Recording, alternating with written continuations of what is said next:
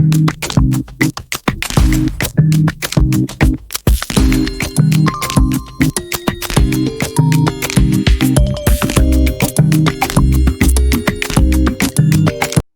aí, meus queridos do nono ano, prontos para uma recuperação, para fazer uma recuperação bonita, para a gente passar aí para o segundo semestre maravilhoso?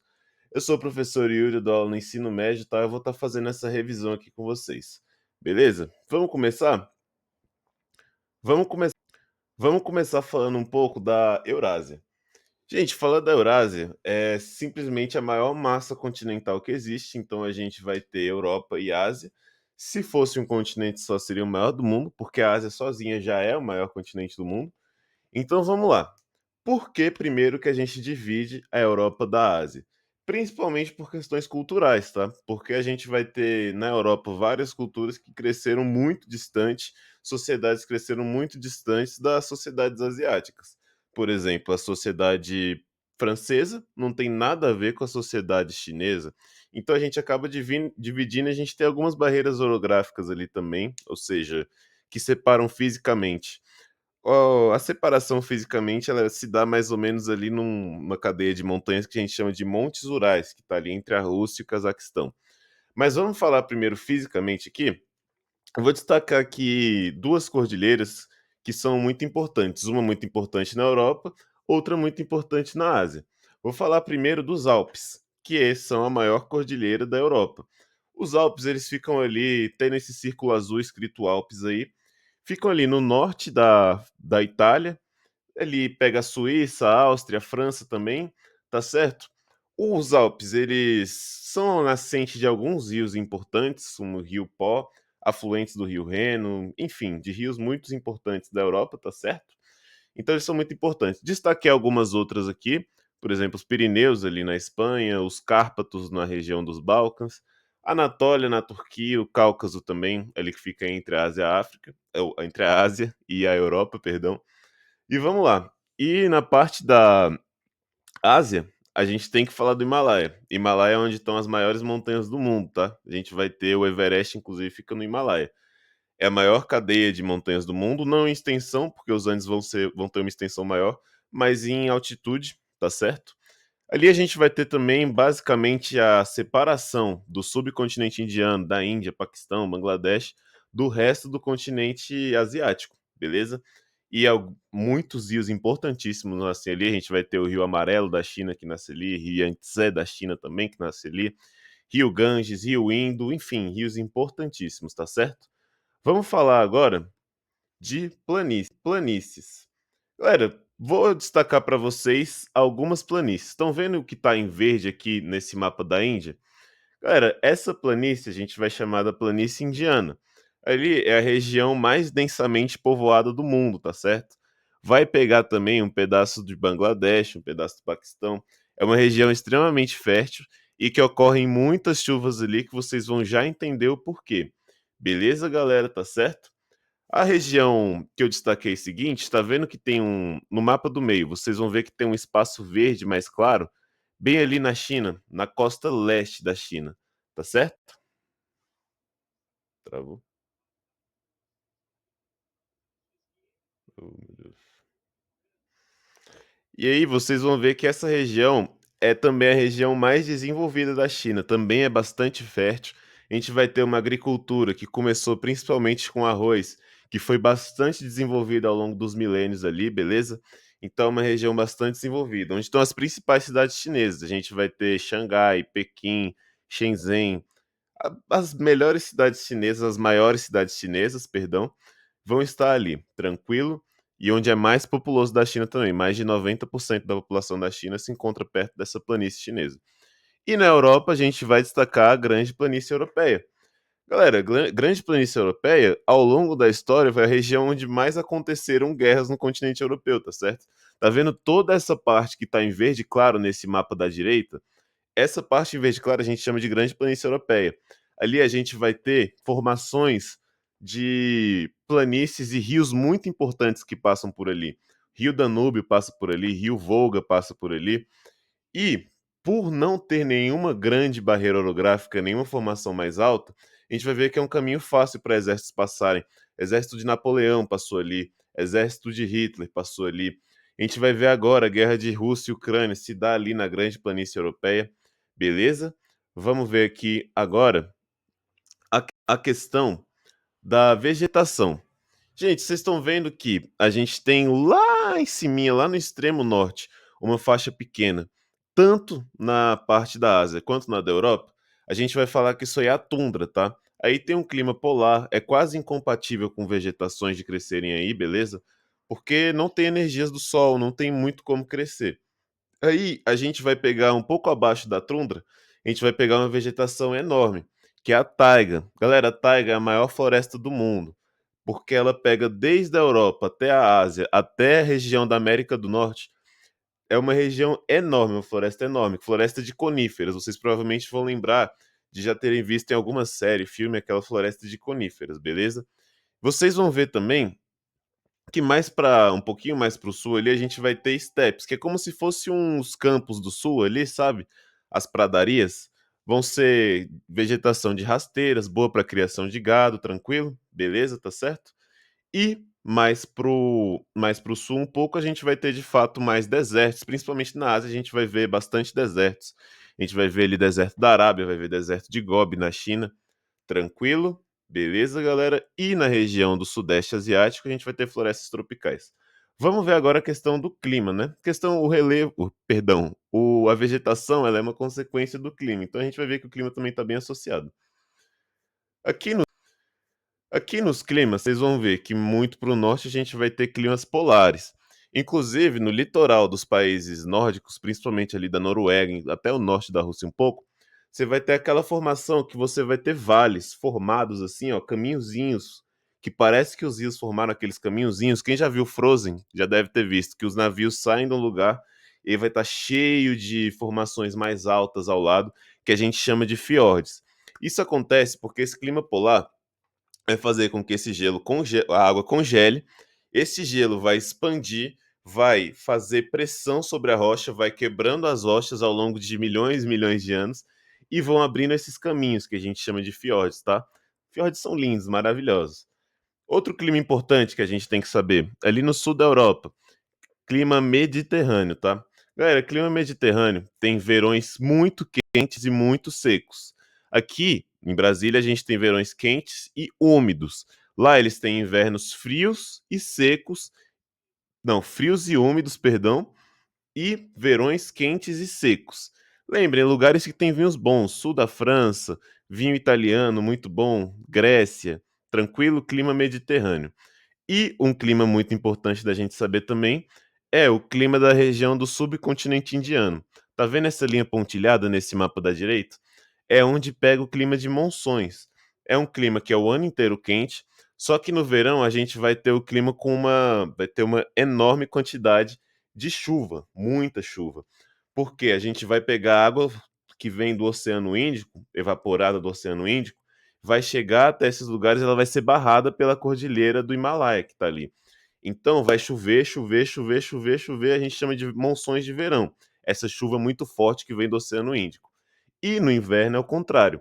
O vento vai soprar do continente para o mar. Então a gente vai ter invernos mais secos, tá certo?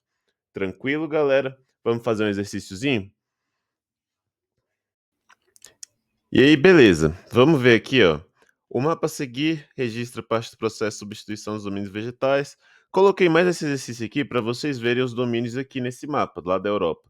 Vendo que lá em cima, domínio da tundra, ou seja, quase não vai ter vegetação. Um pouco mais embaixo, você vai ter a taiga, que no caso são as coníferas, né? Steppes, beleza. Vamos ver aqui. As pastagens das steppes foram os domínios mais devastados pela implantação da agricultura. Tá vendo que a gente vai ter a steppes que não vai ter sido tão alterada, porque a alteração está mais onde está aqueles quadradinhos ali, beleza? Então a letra A não é possível identificar grandes transformações nas condições naturais dos domínios de vegetação europeu em função do processo de sedentarização das sociedades. Tá vendo que tem um monte de quadradinho? Todos esses quadradinhos são alterações, tá certo? Então essa daí não está correta. Letra C. O desenvolvimento de lavouras na Europa durante o Neolítico foi base para a transformação de domínios naturais, que significa que o desmatamento é uma prática milenar. Galera, essa é a correta, tá? É claro que na prova você não vai precisar saber que foi durante o Neolítico, enfim. mas é bom você ver aqui, ó, tem as bolinhas, os quadradinhos ali que significam alterações, você vai saber onde foi alterado, associa com a vegetação que a questão te deu e pimba, tranquilo? Vamos falar agora de revoluções industriais, galera. Vamos lá. Vamos passar rapidinho pelas revoluções. Primeira revolução começou lá no século XVIII. A gente vai ter que ela começou no Reino Unido, né? Foi o principal agente, foi lá no Reino Unido. A gente teve as máquinas a vapor começando a funcionar, desenvolvimento de indústria têxtil, metalúrgica e início de uma indústria siderúrgica, mas bem início mesmo. Então a gente vai ter principalmente indústria têxtil e siderúrgica e o carvão mineral era o principal combustível, tá certo? Então você vai ver que a gente vai ter cada vez mais o carvão mineral, esse combustível fóssil, sendo o principal combustível. 100 anos depois, mais ou menos, a gente começa a segunda revolução industrial. Essa daqui, galera, vocês já têm mais conteúdo para falar delas, porque provavelmente vocês já viram mais coisas de cultura pop mesmo dela. Vocês provavelmente já ouviram falar, pelo menos, do Charles Chaplin, talvez do filme dele chamado Tempos Modernos, que é basicamente uma grande crítica a esse processo aqui, tá? Mas aqui a gente começa a ter a utilização de petróleo e eletricidade, ou seja, o petróleo passa a ser um combustível importante aqui, tanto para energia elétrica, enfim, e a eletricidade, enfim, a gente vai ter o advento da eletricidade. Isso aqui é um avanço assim tremendo. A indústria siderúrgica e automobilística vão ter um boom tremendo. Você vai ver os carros vão começar a andar nessa época, basicamente. Próprio os meios de transporte vão ter grande evolução, porque não só os carros, mas aqui vai ser inventado o avião durante a segunda revolução industrial. Os trens vão começar a ter um grande advento também. Já existia antes, mas a gente vai começar a ter ainda mais utilização. Beleza? Produção agora em massa, sistema Fordista. Lembra, a gente vai ter agora a esteira de rolagem, cada pessoa vai desempenhar uma função. Então a gente vai ter a produção em massa, vai ter grandes estoques. E aqui os grandes. O advento aconteceu em vários países. Coloquei aqui cinco, que são cinco principais, mas não são só eles, tá? Estados Unidos, Alemanha, Reino Unido, Japão, França, beleza? E na terceira. Na terceira revolução industrial, que era que a gente vivia até pouco tempo, até a época que vocês nasceram, provavelmente, a gente vai ter cada vez mais uma robotização, uma automação. Os analógicos, provavelmente, vocês hoje em dia já devem usar, quem usa relógio, um relógio digital. Vocês já veem televisão, vocês vão ver que analógicos quase não utilizam mais, muito mais coisas digitais, o sinal digital. Tranquilo? A gente vai ter a formação de tecnopolos, o mais importante, Vale do Silício dos Estados Unidos. Beleza? Indústria de robótica, informática, telecomunicações, eletrônica, genética, galera, e genética, inclusive de farmacêuticos, beleza? E a gente vai ter novas fontes de energia, vai ter energia eólica, energia solar. E o sistema produtivo dominante aqui, que vocês vão ver, a gente vai começar a abandonar um pouco o Fordismo e focar no toyotismo. Ou seja, sem mais grandes estoques, a gente vai começar a qualificar mais o nosso trabalhador, beleza? Para ter um produto melhor e customizável. E aí a gente chega na que a gente está atualmente, que é a quarta revolução industrial, que ela basicamente fala da tal da indústria 4.0, a internet das coisas. O que isso quer dizer? Quer dizer que agora o processo produtivo ele passa por coisas que têm que estar interligadas entre si. Ou seja, a minha televisão, ela já é hoje em dia uma Smart TV. Ela já tem uma internet que ela vai estar conectada, que eu posso conectar com o meu celular, que vai estar conectado com um outro aparelho, enfim. A gente vai ter agora advento de inteligências artificiais, cada vez mais é um tópico do momento, inteligências artificiais. Vocês já devem saber mais do que eu, inclusive, de inteligências artificiais. Vocês são da era da inteligência artificial. Impressoras 3D, gente. Muita coisa hoje em dia é feita com impressora 3D. Você vai ter drone de guerra fabricado com impressora 3D. Tranquilo, galera? E os principais agentes aqui, de longe mesmo, Estados Unidos e China. Tranquilo? Vamos para o exercício aqui? Vamos lá. E que a gente vai fazer o exercíciozinho. Tendo como base a análise da figura que define a primeira revolução industrial, considere as alternativas a seguir. A gente tem uma charge ali, né, do pessoal indo trabalhar na fábrica, tristeza, enfim, vou passar o dia inteiro lá. E a gente vai analisar o que é verdadeiro aqui. Ela inicia-se nas últimas décadas do século XVIII, correto?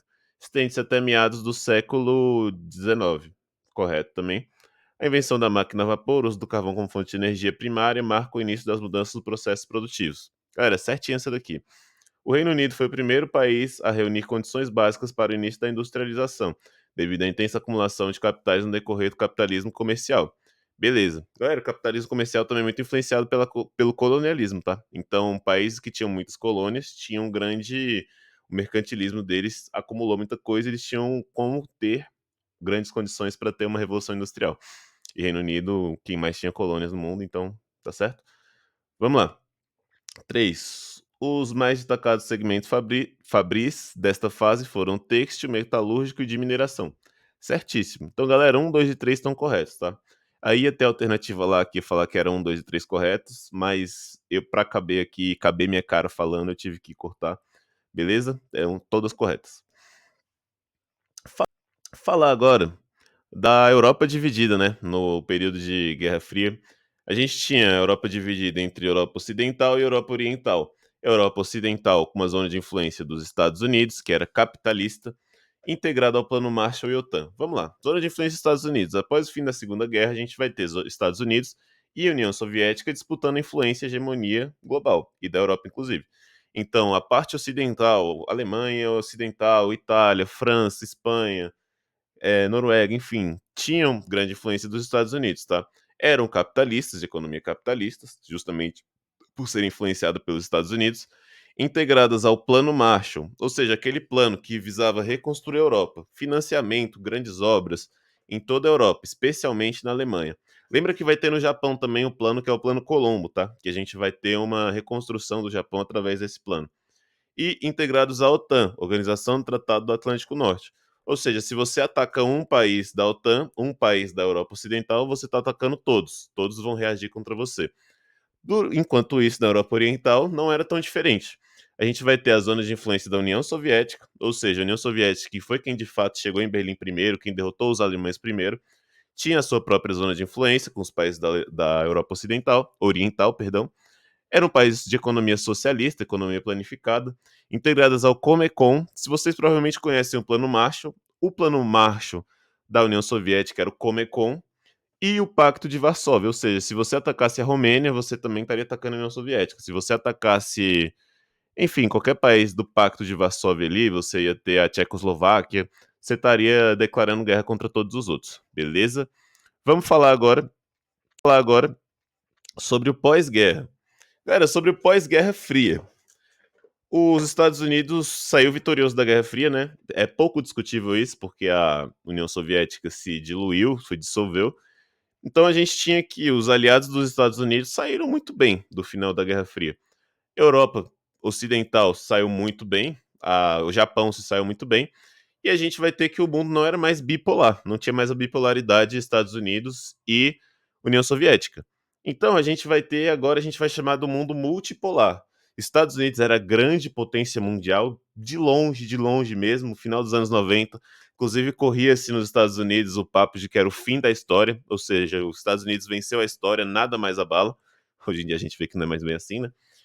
E só era potência quem os Estados Unidos quisesse que fosse potência. Então a Europa continuava sendo potência, o Japão continuava sendo potência, e não era incômodo para os Estados Unidos que outros países surgissem também.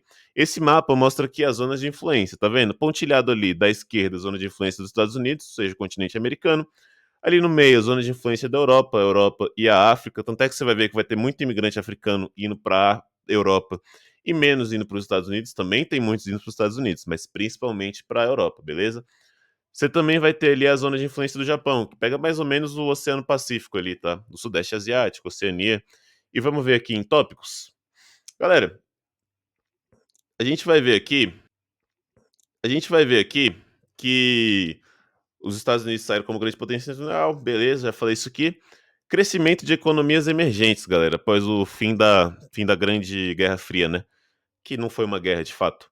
E a gente vai ter que lá nos começo dos anos 2000, um economista britânico chamado Jim O'Neill falou que tinham países que ele chamava de países baleia, países muito grandes, com muitos recursos, países que tinham economia com muito a se desenvolver e que estavam protagonizando um bom momento na sua economia, crescendo bastante.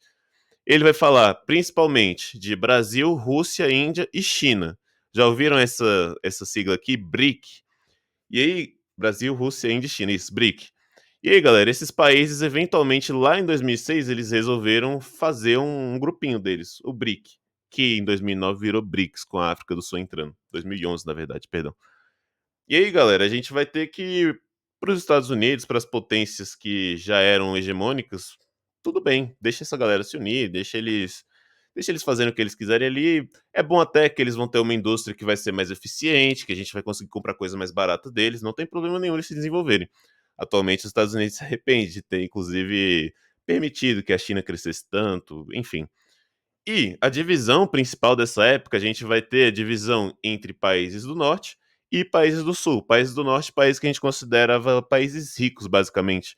A gente ia ter países europeus, Estados Unidos, até a Austrália era considerado um país do norte, tá?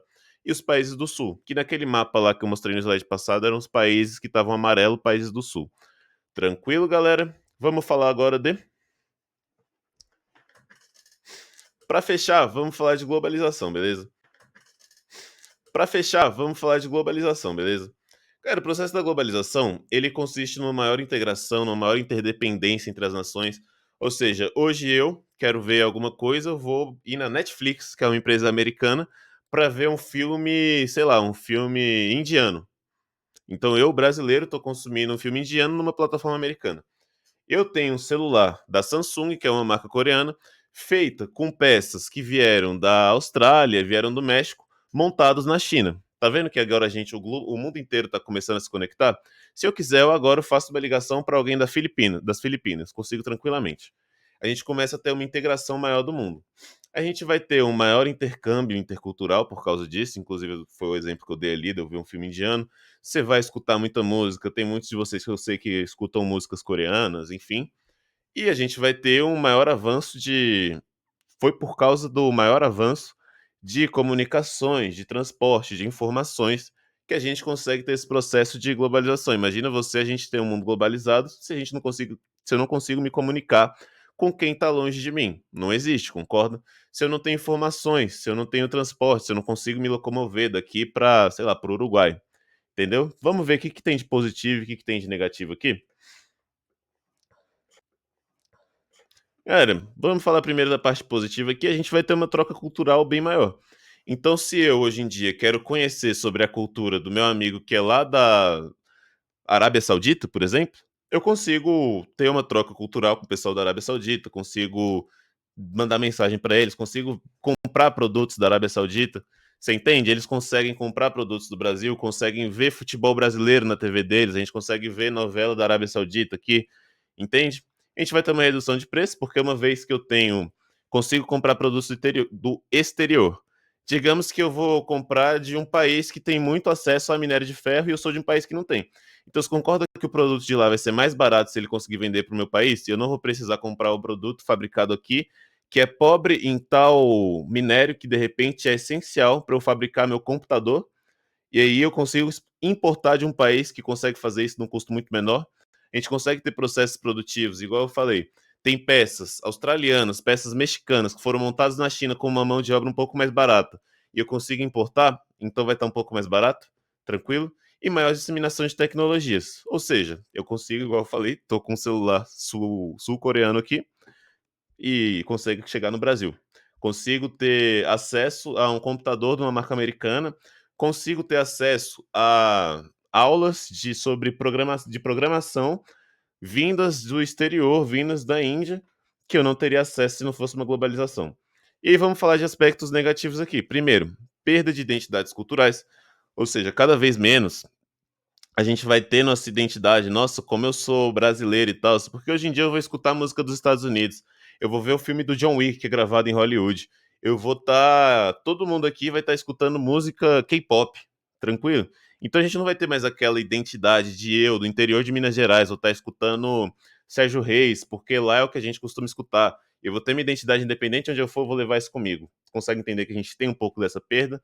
Vai ter uma exploração de mão de obra. Muitas vezes a gente vai ter a produção sendo feita em um lugar onde é mais barato produzir.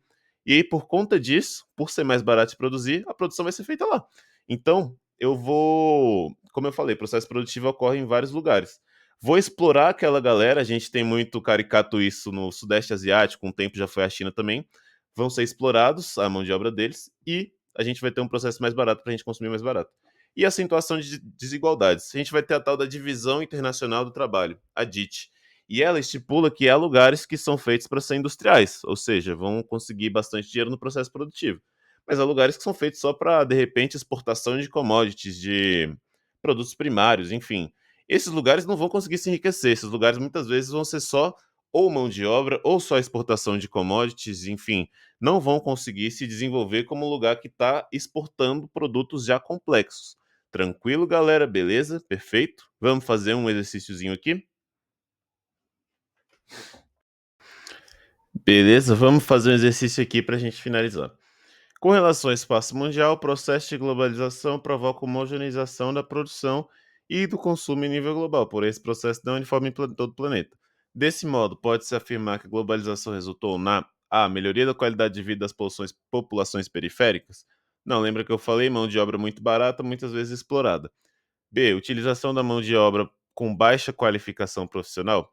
Não, também não. Muitas vezes a qualificação é maior, não necessariamente vai ser sempre a mão de obra mais barata e muitas vezes a mão de obra mais barata não vai ser desqualificada. Vamos lá, letra C. Acentuação da desigualdade social entre diferentes regiões, com certeza o gabarito. Letra D, diminuição dos impactos ambientais gerados no globo? Não, vai ser um aumento. Centralização econômica dos governos neoliberais? Não, cada vez mais o processo produtivo está espalhado. Lembra, o celular tem várias partes fabricadas na Austrália, México, enfim, beleza? Letra C aqui. Galera, nono ano, espero muito ver vocês ano que vem tendo aula comigo. Boa prova de recuperação, viu? Vocês vão ficar maravilhosos aqui, não vai ter erro. E é isso, valeu, é nóis.